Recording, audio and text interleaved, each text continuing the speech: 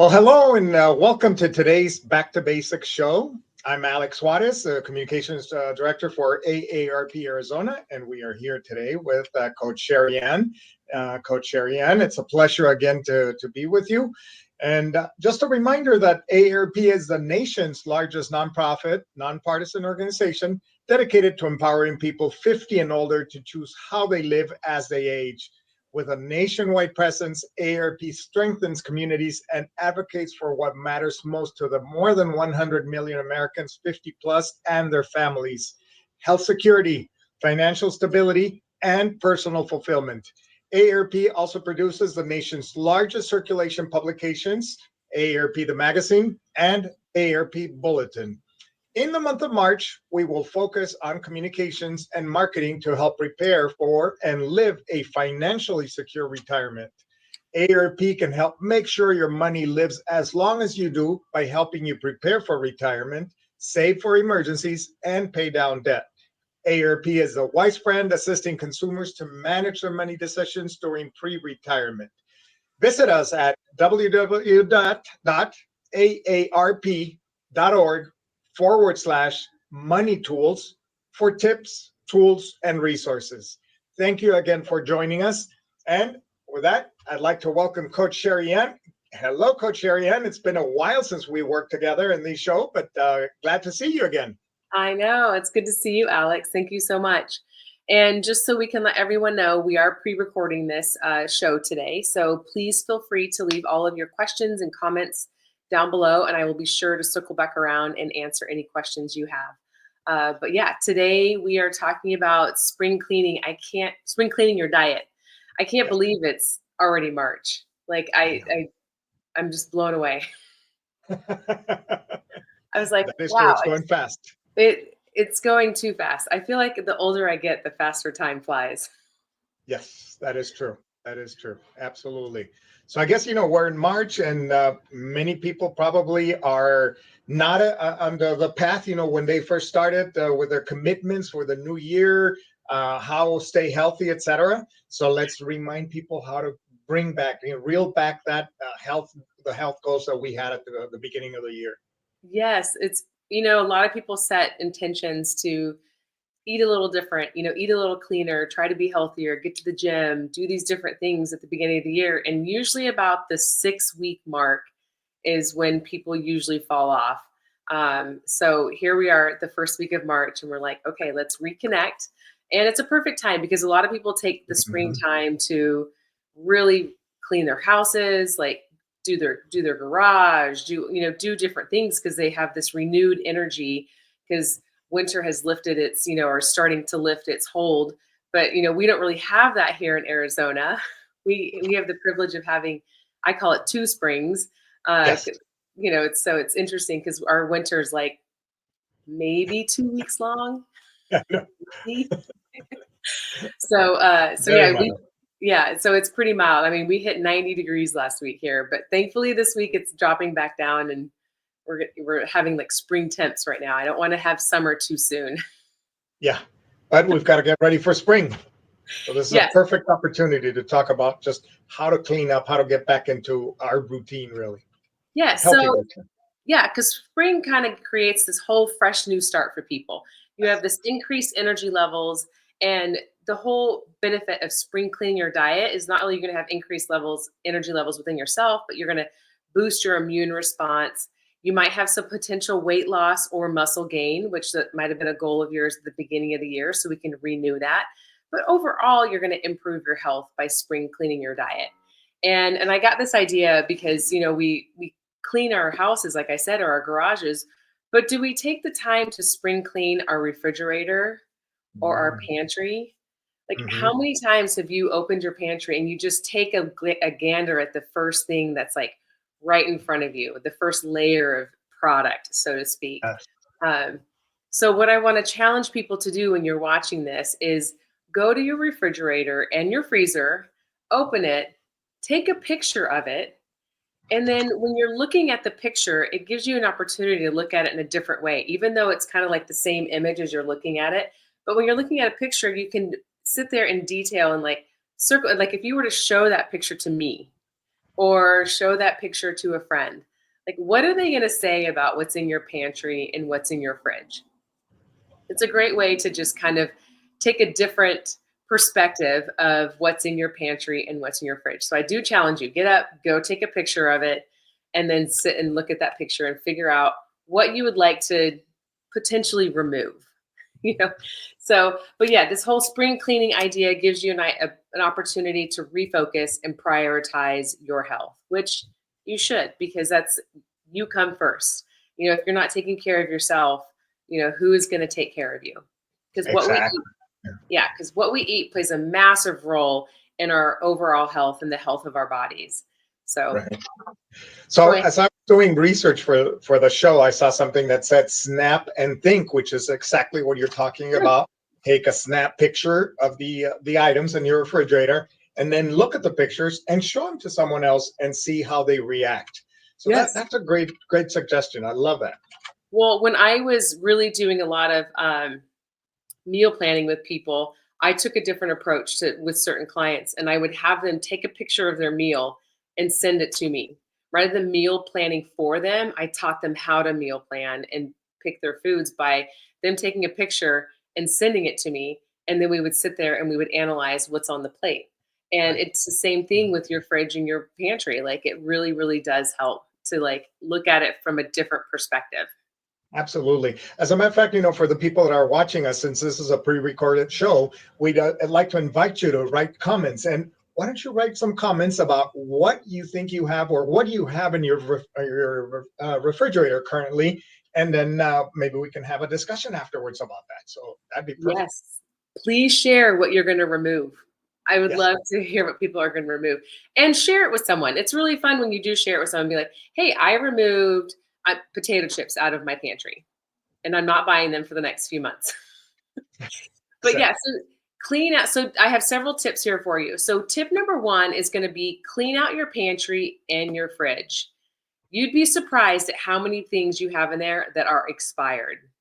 Oh, So yeah. it'll give you an opportunity to get rid of the things that are expired, as well as be really present to what is actually in there. So remove all the expired items, um, and you'll be surprised at how many things that you have in there that are expired. We did this a couple of weeks ago, and I was like, "Why is this still in here?" But it just happens. It happens to the best of us.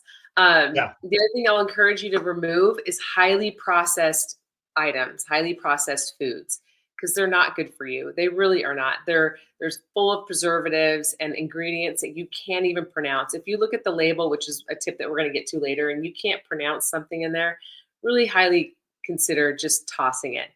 And if it's too overwhelming for you when you're looking at your pantry or your fridge and you're thinking about, how do I do this? Where do I start? Just pick 3 items. Pick 3 items that you're going to get rid of and just start with that. And then you can go back the next day and reevaluate, or the next week. Because for some people it is too overwhelming. They open up their fridge door, and if you look at the door, all the shelves are full of bottles, and something that you might use, that you used, 6 months ago, that you might use again, another sauce. Just toss it. If you need it, you can go get it again. Um, but yeah, if it's too overwhelming, just choose 3 things that you want to ditch out of your pantry and out of your refrigerator. Can you give us examples of some of that processed food? Like, for example, I like eating the string cheese. Is that processed? Okay, so that's a great question. I really appreciate that. So a lot of our food is processed. Some are just more highly processed. Like, if you think about it, if you're buying frozen vegetables, those are considered processed vegetables because they've been processed, cut, and frozen and put in a bag. So those are Okay. processed vegetables, Hmm. but they are no less nutrient dense than the fresh vegetables that you're going to buy in the produce department. Okay. So there are things that are processed. There's just things that are less processed than others. Like yogurt, Okay. that's a processed item. But is Right. it a healthier item than buying like Ice yogurt cream. that's, fully loaded with the fruit on the bottom and tons of sugar? Like, you'd be Yeah. surprised at how much sugar, not maybe you know won't be, you probably Yeah. would be, Alex, but a lot of people would be surprised if they just take the time to look. There's so much sugar in processed sugared yogurt. So just by plain yogurt, and you monitor how much you want to add to it.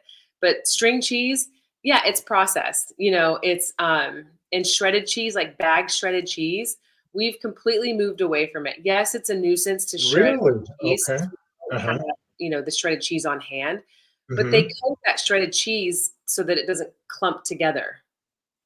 So if you think about it, all the shredded cheese that comes already pre-shredded at the grocery store, it's coated in this powder so that it doesn't clump. Because if you shred your own cheese, it clumps together because it's fresh. Okay, I did not know that. Very good. Yes. Okay. Got it. So All right. it's like, so there's levels of process. Mhm. So that's why I'll encourage people, because one of the other tips that we'll have is, and I'll just go ahead and share it right now, is read your food labels. Okay. Understand, like even shredded cheese, if you look on the back, it'll tell you. I don't remember what the ingredient is, but because it helps it not go bad and not stick to each other. Right. Um, Mhm. The preservatives. yeah. So Mhm. is string cheese processed? Yes, it is. I mean, you'd be better off like buying a block of cheese and cutting an Ourselves. end Yeah. off and eating that. Uh, Mhm. but like I said, there's levels, and I don't ever want anyone to feel stressed out about cutting something out that's really important to them or that they're, you know, emotionally attached to. Just be aware, and there's a trade-off. Like if you're going to eat highly processed foods, your body's going to have to work harder at dealing with all of the extra preservatives and ingredients that were not designed to ingest. Exactly. Yeah. Just a reminder to the people watching us, it's a pre-recorded show, so make sure you let us know where you're watching from, and also, how you do your spring cleaning for food, for your nutritious food. Let's put it that way.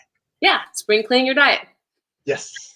Your your everyday eating. But yeah, so learn how to read the labels. And it's important to just, if you're looking at ingredients and the first ingredient you don't even know how to pronounce, I would strongly encourage you to put it back on the shelf, or if it's already in your house, ditch it.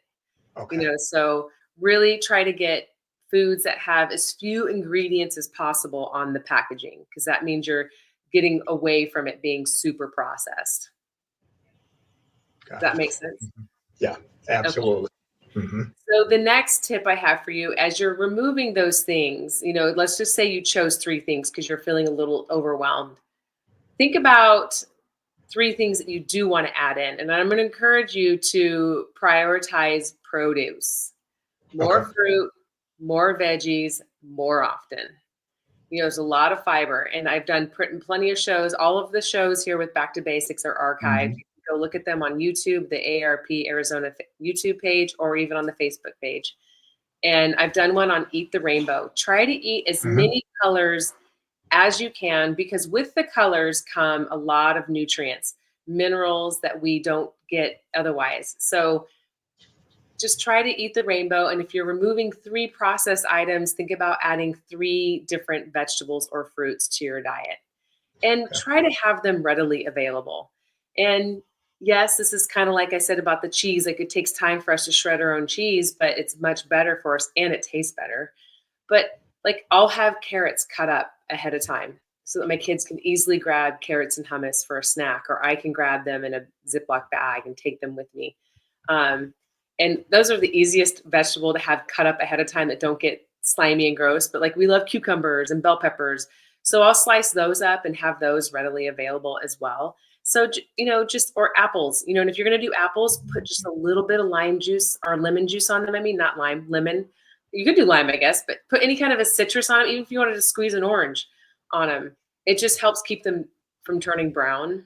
Ah, good. So even if you put some lemon in some water and put the apples in that, after you slice them, it keeps them nice and fresh and crisp and not turning brown. Because if you're anything like my kids, they don't like spots on the They won't bananas, eat it. brown like any kid. Yeah. So there's tricks you can do. But yeah, have things readily available. Have them on the front of the shelf. Have them where you can see them. And that's easier to grab than, something that's not as healthy for you. Okay. The next Thanks. tip I have for you is to cook more at home. I know it's really easy to do takeout and it's really easy to go out to eat, but it's really expensive, Yeah. especially now it feels like. And when you're cooking at home, you get to take control of what's in your food. and you can have fun with it. It's a lot of fun to cook. It awakens all of our senses. It creates community, with, whoever you're cooking with. Like I involve my kids when they're home and I'm like, hey, we're cooking dinner. Come help me cook. We did enchiladas from scratch the other night. Like we even did the sauce because I asked my son, I'm like, do you want to buy the sauce or make it? And I'm thankful that I've raised him right because he was like, no, we're going to make it. I was like, Oh, that's awesome. okay, never made enchilada sauce. Let's go. So it was fun though. Like we found a recipe and we went to the store together and bought all the ingredients. So yeah, there's extra steps involved, but when you involve other people with you, it's so much fun. And if you live alone, invite a friend over, and cook with a friend. If you live alone, it's totally wonderful to do that. And you can trade off on whose house you're cooking at, and whoever's house you're cooking at, they get to keep the leftovers. Mhm. So just have some fun with it. But cooking at home provides you an opportunity to be a little more in control of what you're consuming rather than doing fast food or restaurant food, which can have a lot of different things in it that you don't know. Exactly. Yeah, absolutely. Yeah. Good tips. Excellent. And Good. the next one for you is protein, protein, protein. Make sure that when you've cleaned all your stuff out, that you're consuming protein and get that protein in your diet, especially as we age. Our protein needs from, vary from male to female and then activity levels. And it's suggested that you're consuming at least a gram of protein per kilogram of body weight. And I know we don't usually Oh, weigh wow. ourselves in kilograms here, but Mhm. 1 kilogram is 2.2 pounds of 2.2 pounds. So you can do the conversion, but on average, a 150-pound person minimum should be consuming 68 grams of protein. And now they're coming out with more and more studies for elderly people to consider doing 1.2 grams of protein per kilogram of body weight. So that's about 82 grams per 150-pound person. And the reason for that is after 30, every decade, you're losing 3 to 5% of your muscle mass. Yes. So you have to consume protein. Make sure that you're getting protein in your breakfast, your lunch, and your dinner. It's got to be a priority for you. Okay. Um, and Question for you on that. yeah, So, yeah, with protein consumption of protein, we want to get that, from fish, meats, just regular foods. But can we also supplement that with any type of vitamin supplements?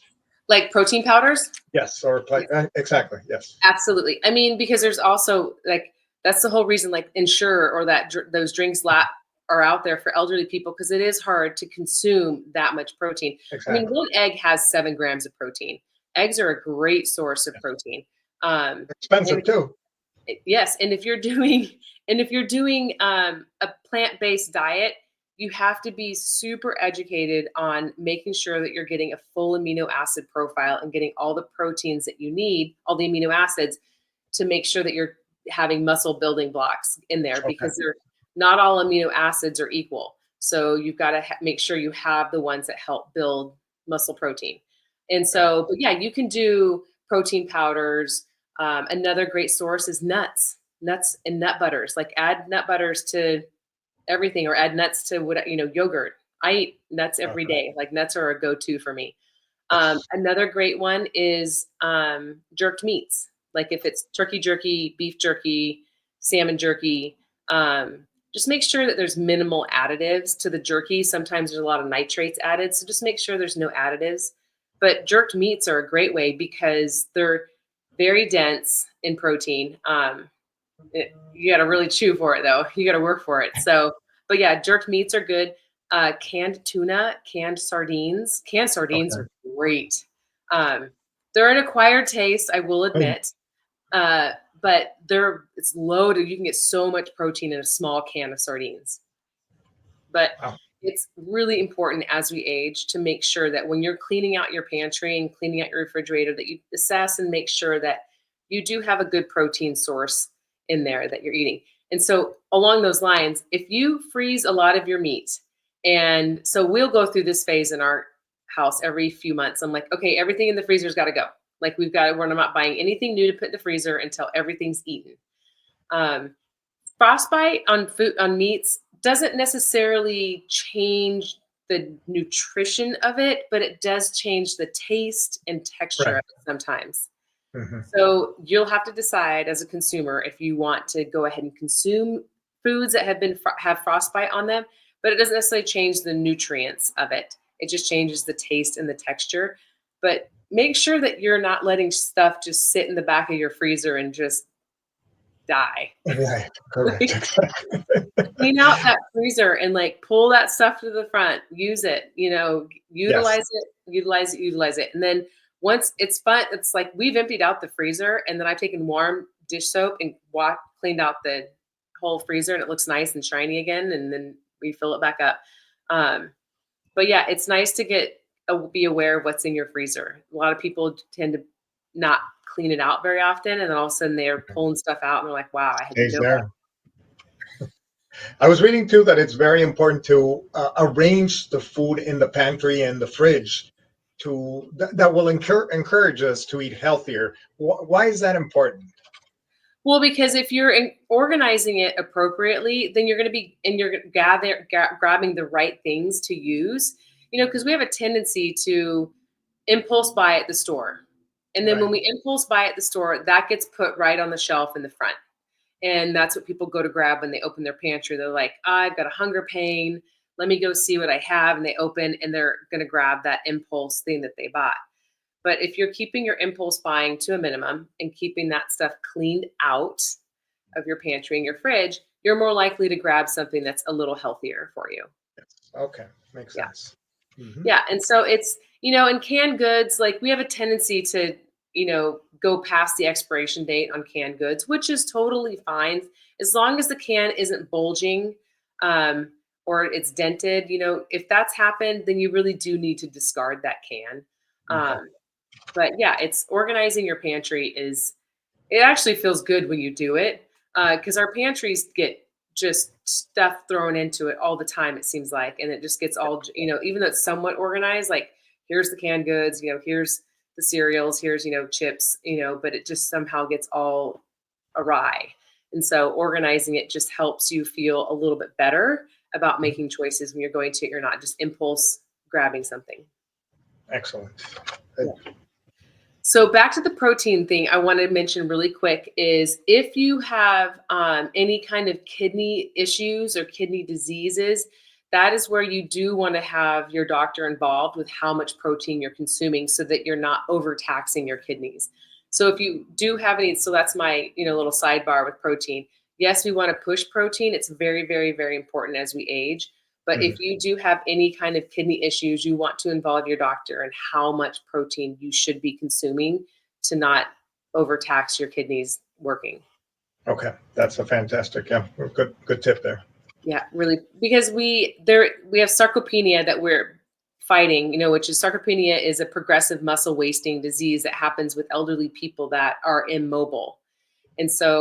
And it happens a lot. And so that's what we're trying to stave off is any sarcopenia of just the muscle deterioration to the point to where you can't support your skeletal muscle and you're falling. And then if you're falling and breaking bones, then we have a Mhm. longevity issue. So it's really important that we maintain that muscle mass. Excellent. Really important. Along with protein, though, we got to make sure that we're getting plenty of fats and healthy fats at that. So, if you are a canola oil person or a vegetable oil person, I'm really going to encourage you to try to switch over to an olive oil, an avocado oil. Mhm. Uh, and for baking, like we use coconut oil, and it's really nice when you get to a different oil and get away from the vegetable and canola oils and the highly processed oils. Olive oil is actually really, really good for you and a really healthy fat. So try to incorporate that into your diet. Excellent. Other fats are like nuts, seeds, avocados. Those are all great healthy fats that you can incorporate in your diet. And we need fats because fats are what keeps everything kind of lubricated, so to speak, in our body and helps things move, helps your brain. Our brain needs fat, very important. So don't eliminate fat from your diet because you're afraid of being fat. Eating fat doesn't make you fat. So it's important to have it in your diet. And you'll find that the more protein and the more fat you have in your diet, the more satiated you'll feel. And you won't have those sugar cravings. Because if you're having a lot of sugar cravings, it's usually because your diet is low in fat. Ah, you're lacking. Okay, very good. Yes, you get some healthier fats in there. Mhm. So, and speaking of sugars, try to reduce as much added sugars as you can with your foods. Like, so if you're looking at your pantry and you're cleaning stuff out or your refrigerator, when you're looking at the label and you see sugars, and then there'll be a right below that, it'll say added sugars. And if it has added sugars, I'm strongly encourage you to just go ahead and ditch it, because anything that's with added sugar means they're literally adding sugar to it. Because Right. everything has, a lot of things have natural sugars, which our body can do. But when you start doing added sugars, it's just too much for our body to process. And it's really not very healthy. So try to get rid of the things that have added sugar. And it'll say right on the label, added. Yeah. Hmm. Absolutely. Yeah.